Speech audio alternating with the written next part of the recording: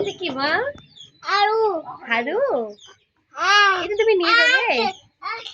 মা এটা নিয়ে যাবে তুমি? হইছে বাবা। মাটি ফেলাবে।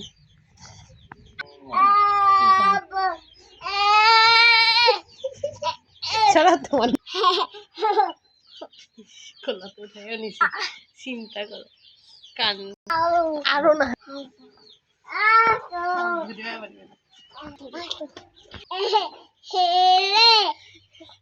আয়শা